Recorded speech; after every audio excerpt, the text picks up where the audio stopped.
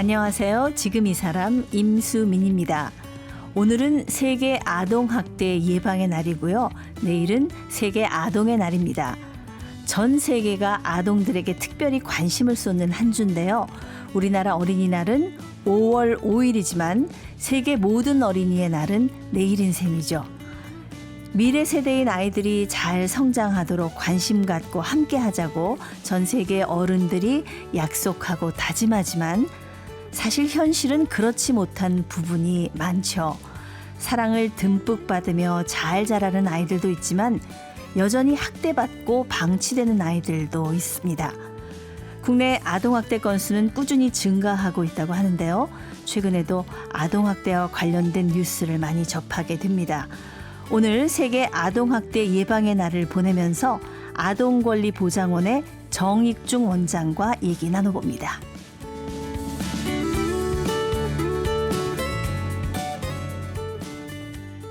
아동권리보장원 정익중 원장님 나오셨습니다. 안녕하세요. 네, 안녕하십니까. 네, 바로 오늘이 11월 19일이 세계 아동학대 예방의 날입니다. 네, 맞습니다. 네, 24년 전 세계 여성정상기금에서 마련한 그런 날이라고 하는데 참 이 문제가 심각하기 때문에 아동학대 예방의 날까지 이렇게 생긴 거겠죠? 네, 맞습니다. 아직도 아동학대가 만연하고 있어서 우리나라도 2007년부터 아동복지법 23조에 따라서 매년 11월 19일을 아동학대 예방의 날로 지정하고 있고 그날로부터 한 일주일 동안을 아동학대 예방주간이라고 이렇게 얘기를 하고 있습니다. 네네. 매일 관심을 가져야 하겠지만 오늘은 특히 더 관심을 가져주셔야 하지 않을까 이렇게 생각이 됩니다. 네, 지금 원장님께서 아동권리보장원에 계신데 네네.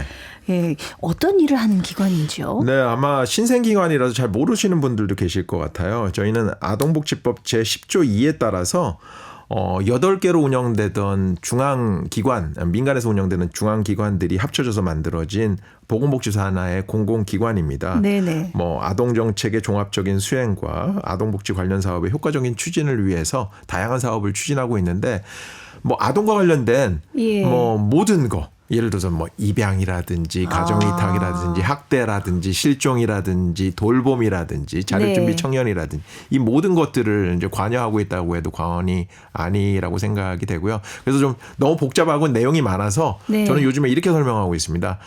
우리 시대의 방정환 선생님의 역할을 하는 공공기관이다. 방정환 선생님의 역할. 그러니까 머리에 쏙 들어옵니다. 쏙 오시죠? 그렇게 설명하고 있습니다. 그 소파 방정환 선생님의 정신을 받들어서 또 그런 관련된 모든 일을 하는 곳이다. 네네. 100년 전에는 우리나라가 아동권리 측면에서 가장 앞서 나가는 곳이었습니다. 방정환 선생님이 계셨기 때문에. 맞아요. 예. 네. 근데 사실 아이들의 행복을 위한 정책도 연구하시고 돌봄, 입양 또 위기 임산부 돕는 일도 하신다고 하고요. 근데 참 세상이 발달하고 아동복지가 이렇게 좋아졌다고 하는데 아동학대 건수가 늘어나고 있다.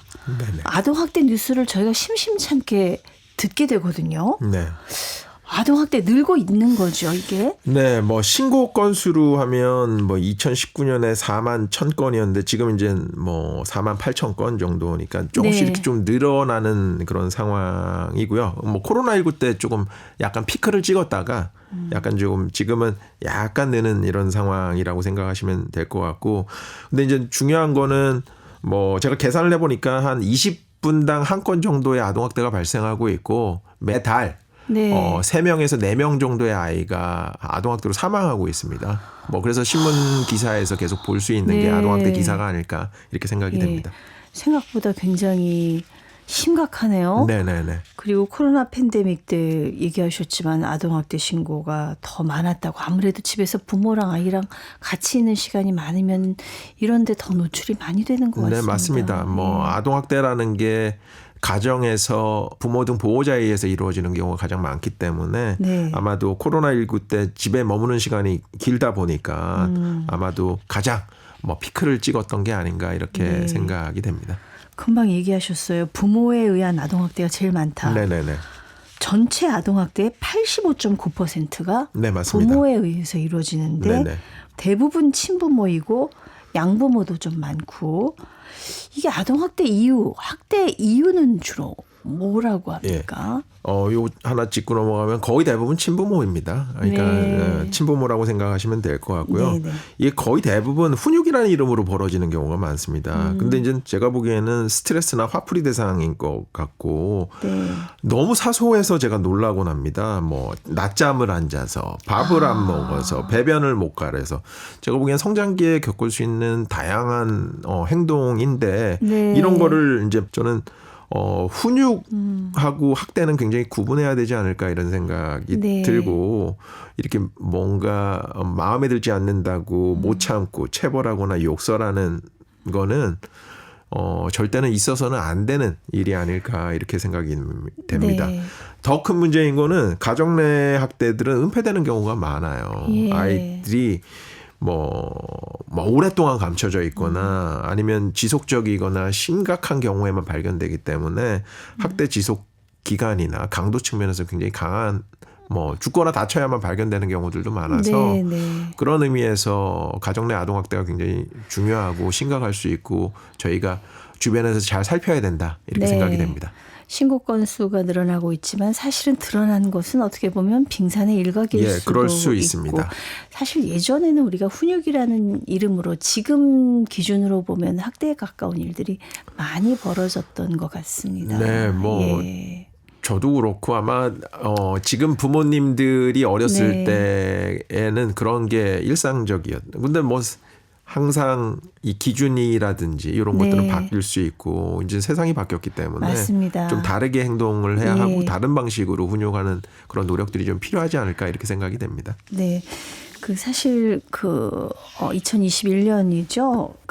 입양된 양부모에 네네. 의해서 벌어진 진짜 가슴 아팠던 네네네. 그런 일인데 이 정인이 사건이 있고 나서 이 법무부 내에 아동 인권보호 특별 추진단도 만들고 이제 대대적인 움직임이 있었는데 지금 어떻게 좀 네. 변화가 있었는지요? 그러니까 이게 우리 아동권리보장원에서는 이렇게 정인이 사건이라는 표현보다는 뭐 16개월 아동학대 사망 사건 뭐 이런 식으로 예. 왜 그러냐면 이게 피해자가 이름이 드러나는 게 그렇습니다. 이제 그래서 이제 네. 근데 뭐 청취자들께서는 모르시기 때문에 네. 이런 걸 말씀드린다면은 그 사건 이후에 굉장히 이제 아동학대 대응 체계의 강화 방안이 만들어졌고요. 네네. 이때 이 사건 때문에 민법 915조 징계권 조항이 이제 삭제되었어요. 그래서 민법에 원래는 부모나 보호자는 네, 아동을 징계할 수 있다 이렇게 되어 있었는데 그런 징계권 조항이 없어졌습니다. 아예 삭제가 됐군요. 아예 삭제가 됐습니다. 예. 민법이 바뀐다는 건 굉장히 큰 일이었거든요. 네네. 그리고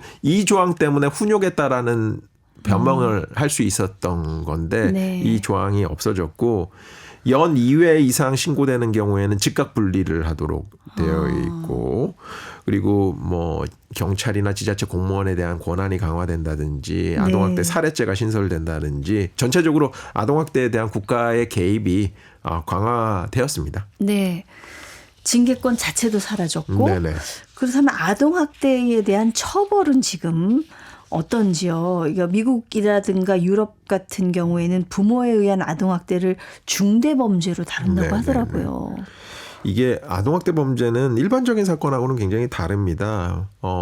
왜 그러냐면 그냥 폭력이나 이런 사건이라면은 그냥 형법으로 처리하면 됩니다. 근데 왜 아동학대 범죄에 관한 특례법을 만들었을까를 생각해 보면 이분들이 가해자이고 범죄자이긴 하면서도 보호자이기 때문입니다. 네. 그래서 뭐 국민들께서는 막 처벌을 강하게 해줬으면 좋겠다라고 얘기하시지만 처벌이 능사는 아니라고 이렇게 생각이 됩니다. 그래서 그렇죠. 개선할 수 없으면 친권을 박탈해야 되는 게 맞고 개선할 수 있으면 뭐 교육이라든지 치료라든지 상담을 통해서 좋은 부모가 되실 수 있게 만드는 게 굉장히 중요하지 않을까 네. 이렇게 생각이 됩니다.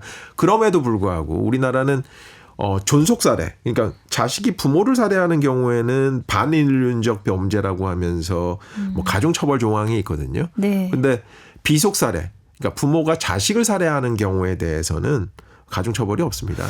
그러니까 그런 거를 따져본다면 둘 다 반인륜적 범죄인데 네. 부모를 죽이는 경우에는 가중처벌이 있는데 자식을 죽이는 경우에는 가중처벌이 없다.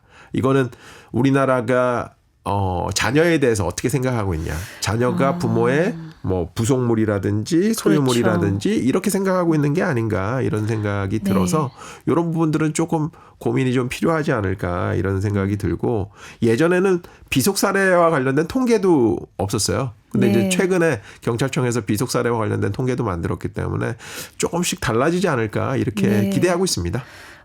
자식은 분명히 독립된 인격체라는 맞습니다. 거. 예. 너무 중요합니다. 나의 부속된 존재가 아니라는 거. 부모들이 잊으면 안 될 것 같은데 저도 자식을 키워봤습니다만 때로는 살다 보면 이렇게 동일시될 때가 있습니다. 맞습니다. 예. 이게 그러니까 뭐 동일시되는 것까지는 상관없는데 이게 내 소유다 이렇게 되는 거는 또 굉장히 또 다른 문제가 아닐까 이런 생각이 들어서 이런 거는 나와 다른 독립된 존재고 아이가 훈육이 필요하지 학대나 이런 것들이 필요한 건 아니다. 맞습니다. 이런 식으로 접근해야 되지 않을까 생각합니다. 그래서 부모 교육도 참 중요한 것 같고요. 예, 너무 중요합니다. 예, 지금 저희가 뭐 신체적, 물리적 학대는 뭐 이제 처벌을 하지만 사실 정서적 학대라는 부분이 있잖아요. 네. 이게 참 판단 기준이 애매해서 증거가 명확하지 않으면 실제 학대로 판단되기 어려운 경우가 많다고 하더라고요. 그래서 저는 이제 어떻게 주로 얘기하냐면 외부에서 다른 사람이 보는 데서 할 수 있느냐 없느냐를 좀 생각해 보셔라. 이렇게 생각해 보시면 아무리 자녀라고 하지만 경멸적인 언어 폭력은 하지는 않으실 거라고 생각이 되고요. 뭐 잠을 재우지 않는다든지, 뭐 발가벗겨서 내쫓는다든지, 뭐 시설에 버리겠다고 위협한다든지, 뭐 이 형제 친구들과 뭐 비교 편애하는 행위를 한다든지, 그리고 또 더 중요한 거는 부부싸움하는 거에 이렇게 노출시키는 거. 이런 것들도 정서학대입니다. 굉장히 아이들이 공포스럽죠. 그렇죠. 그 순간에. 이게 뭐 공포스러울 뿐만 아니라 부모가 이혼하지 않을까? 아니면 내 탓인가? 이런 식으로 너무 힘들어하기 때문에 이런 것들조차도 아동학대다 생각을 하셔야 되지 않을까 그렇게 생각이 됩니다. 그 아동학대 조사가 어떻게 진행이 되는지요? 이게 사실 학대를 당한 아동이 학대를 입증하기가 참 쉽지 않은 문제잖아요. 네, 맞습니다. 이게 참 어려운데 여하튼 신고가 되면요. 경찰청하고 지자체 아동보호팀에 아동학대 전담 공무원이 있습니다. 그 두 분이 이제 같이 현장을 출동을 해서 아동과 보호자를 면담을 하고 관련된 조치를 이제 하게 됩니다. 아동 보호 조치가 이루어지기도 하고 아니면 아동 학대 행위자에 대한 사법적 조치가 이루어지기도 하고 이렇게 조치가 진행이 됩니다. 근데 이제 이때 원과정에 그냥 둘지 분리 조치를 할지 이런 것들이 이제 결정되게 되죠. 네. 그래도 이제 초등학교 고학년 정도 되면은 당한 걸 얘기를 할 수가 있으니까 그런데 뭐 저학년 아동이라든가 미취학 아동들은 이게 누가 도와주지 않으면 맞습니다. 예, 누가 뭐 알아채라도 주지 않으면 맞습니다. 주변에 관심이 없으면은 벗어날 길이 없잖아요. 그러니까 죽거나 다쳐야지만 발견된다라는 게 그런 이유인데 모든 국민은 신고의 의무가 있습니다. 근데 특히 아동을 만날 가능성이 높은 그런 직군을 26개 직군이 있는데 뭐 예를 들어서 사회복지사라든지 의사라든지 간호사라든지 교사라든지 이런 분들은 신고 의무자로 지정하고 있습니다. 그러니까 그런 분들이 이제 신고하지 않으면 1,000만 원 이하의 과태료를 물게 돼 있기 때문에 그래서 뭐 그 자기의 직업을 하면서 아이들을 만날 가능성이 높고 그런 가능성 속에 아동학대가 발견되면 반드시 신고하도록 되어 있어서 그런 것들을 그런 신고 의무자의 신고 의무를 잘 지켜주시면 아동을 좀 더 잘 보호할 수 있지 않을까 이렇게 생각이 됩니다. 그러니까 이제 병원에 종사하시는 분들에 의해서 신고가 많이 이루어지고 그나마 그런 거죠. 주의 깊게 좀 봐주셔야 되겠습니다. 그러니까 모든 국민은 신고의 의무가 있고 특별하게 아이들을 많이 보는 그런 직군의 경우에는 신고 의무를 부과를 했습니다. 아동학대라고 이제 부모가 특히 아동학대를 했다 인정이 되면은 뭐 이제 분리 조치를 하는 경우가 있다고 하셨잖아요. 근데 그 어린 아동은 누가 돌보게 되는지요? 그러니까 지금 모든 아이들이 아동학대가 됐다 해서 분리되는 건 아닙니다. 한 10% 정도가 분리가 되거든요. 그럴 때 먼저는 학대 피해 아동 쉼터에서 일시로 이제 보호가 되고 혹시 이제 장기 보호가 필요한 경우가 있습니다. 그럴 경우에는 저희가 가정의 보호라고 해서 뭐 가정 위탁이라든지 예. 그룹홈이라든지 시설 등을 통해서 장기 보호가 되는 경우가 있습니다. 그래서 그런 부분에 대해서 걱정하시는 분들도 계십니다. 네네. 근데 한시적으로는 떨어뜨려 놓을 수 있지만 네네네. 부모 자식인데 그렇죠. 웬만하지 않고는 네네. 다시 이제 뭐 부모가 자식을 돌봐야 되는 그런 경우가 네네네. 되잖아요. 근데 아동학대 같은 경우에 재범률이 높다고 네. 하더라고요. 네네네. 아, 이게 좀 문제가 심각하지 않을까 싶어요. 그러니까 작년 기준으로 재학대 사례가 4,048건인데 네. 이건 전체 아동학대 사례 중 15.7% 정도에 해당합니다. 그러니까 이게 뭐 작년에 잠깐 조금 줄긴 했지만 계속해서 재학대 비율이 증가하고 있는 추세입니다. 네. 그래서 저희가 재학대를 막기 위해서 뭐 방문똑똑 마음톡톡이라는 이제 재학대 예방 프로그램들도 진행하고는 있지만 네. 여전히 좀 부족합니다. 그러니까 부모에 대한 개입이 훨씬 더 강화돼야 되지 않을까 그런 생각을 하고 있습니다. 네, 참 쉽지 않은 일입니다. 아, 예.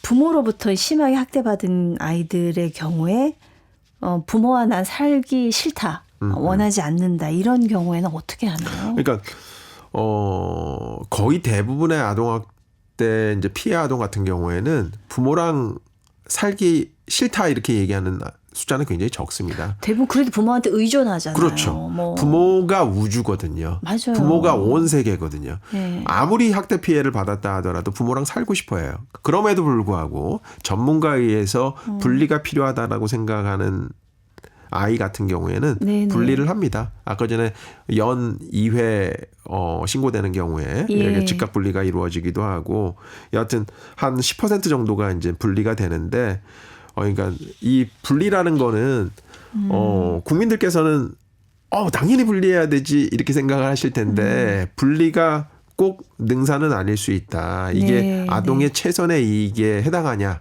이런 것들 생각할 필요가 있고 분리 이후에 잘 돌볼 수 있느냐 누가 돌보느냐 네. 어떻게 돌보느냐 이런 부분들까지도 같이 고민해야 되지 않을까 이렇게 생각이 됩니다. 네.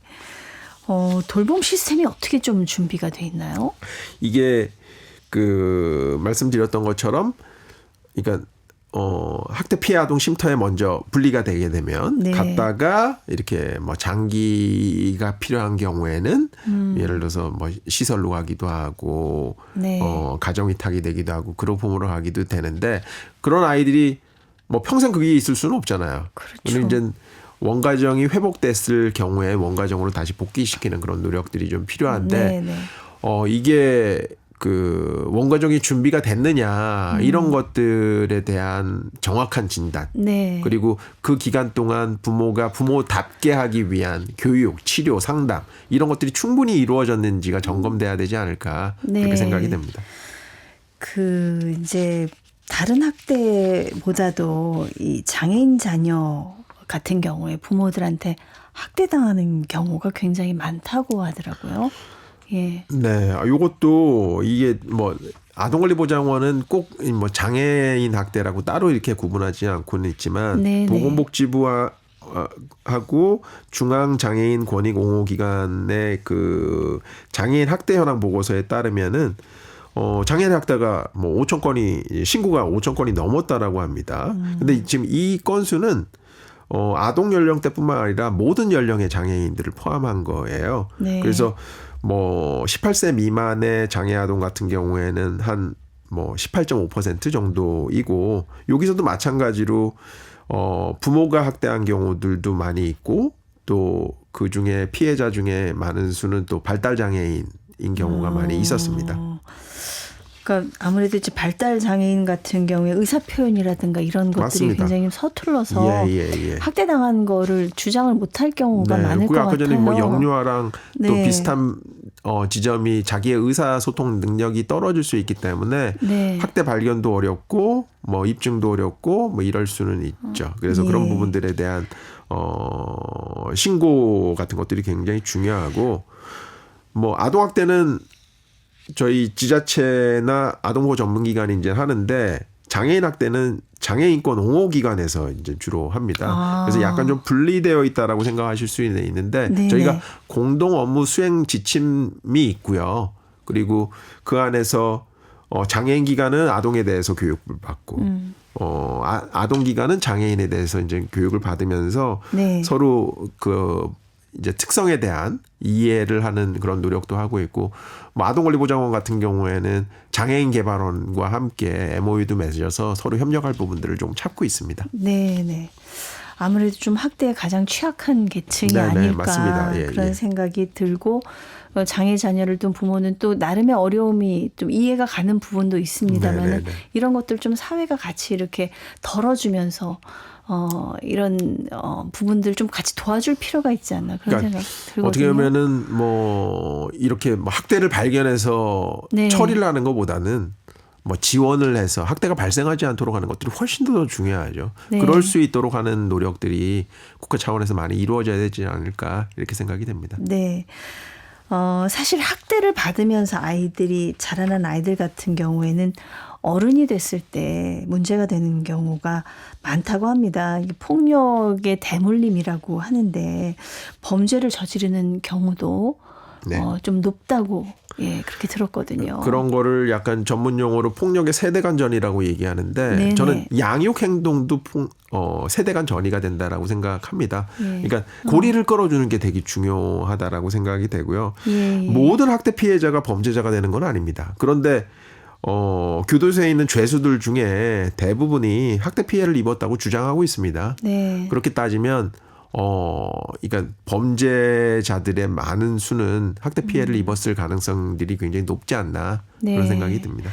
우리나라는 원래 아동학대 대응 체계가 민간에서 이루어졌습니다. 근데 이제 지금은 해외와 유사하게 공공화가 이루어져서 이런 부분들은 뭐 우리나라랑 해외랑 그렇게 크게 다르지 않다라고 이제 생각이 되는데 우리의 차이는 뭐냐면 우리는 지금 그 전담 공무원이 있는데 전담 네. 공무원의 이제 근속 연수도 짧고 네네. 순환 보직이고 그래서 전문성을 확보하기가 좀 쉽지 않은 그런 부분이 있어서 이런 부분들을 저희가 좀 보완해 나가야 되지 않을까 그런 생각을 하고 있습니다. 네.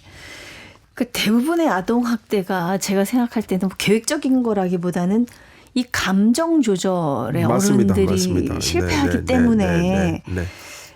근데 이 감정 조절이라는 게 갑자기 어른이 됐다고 해서 맞습니다. 어느 날 잘 되고 그런 것 같지는 않아요. 이게 어렸을 때부터 이 교육이 참 중요한 것 같은데요. 맞습니다. 근데 지역사회 부모 교육이 없지는 않아요. 근데 지역사회 부모 교육을 가보면 거의 대부분 부모 교육이 필요 없는 분들만 와요. 다 더 훌륭한 부모가 되기 위해서 온다고요. 훌륭하신 분들이 더 네. 훌륭해지기 그래서 위해서. 꼭 들어야 되는 분들이 안 오시기 때문에 그런 분들이 교육을 받게 하려면 어떤 고민이 돼야 될까 이런 것들을 하면 좀 네. 공권력을 하고 접촉하는 시점들이 있을 것 같거든요. 뭐 네. 출생 신고하는 시점이라든지 아동 수당을 신청한다든지 어린이집을 처음 보낸다든지 이럴 때 부모 교육을 약간 좀 의무적으로 받을 수 있도록 하면 좋지 네. 않을까 이런 생각을 해봅니다. 최근에 지금 원장님 계시는 아동권리보장원에서 아동학대 피해 아동 입장을 고려해서 네네. 보도해야 한다. 네네네. 이런 보도 권고 기준에 대한 네네네. 방안을 맞습니다. 논의를 예. 하셨다고 합니다. 네네. 피해 아동의 권익을 고려한 보도는 어떤 보도일까요? 아까 전에 정인이 사건이라고 얘기하기보다는 16개월 아동학대 사망 사건 뭐 이렇게 네. 표현하는 것들도 아마 권고 기준 속에 이제 포함된 것으로 알고 있고요. 그러니까 이게 저희가 피해 아동의 입장에서 뭔가 기사가 쓰여지기보다는 경찰이나 지자체의 발표대로 기사를 네. 써온 관행을 좀 깨보자 이런 시도라고 생각하시면 좋을 것 같고 이게 뭔가 저희가 너무 자세한 내용을 하면은 2차 피해가 되거나 모방 범죄가 발생할 수 있습니다. 그렇죠. 그러니까 예. 뭐 알 권리를 위해서 그리고 언론의 기능에 따라서 그렇게 한다고는 하지만 이게 너무 많이 알려지면 아이에게도 피해 아동에게도 뭔가 피해가 될 수 있다라는 점을 좀 꼼꼼하게 이제 해주시면 좋을 것 같고요. 그리고 이게 모든 신고 사례가 학대는 아니거든요. 그렇기 네. 때문에 뭔가 사실관계를 뭐 상상하거나 추정하지 마시고 정확한 사실 팩트를 찾고 그렇게 해주시면 좋지 않을까 이렇게 생각이 되고요. 마지막으로는 뭐 이게 아동의 최선의 이익이 맞는지 이런 걸 항상 검토할 필요가 있지 않을까 이렇게 생각을 하게 됩니다. 네.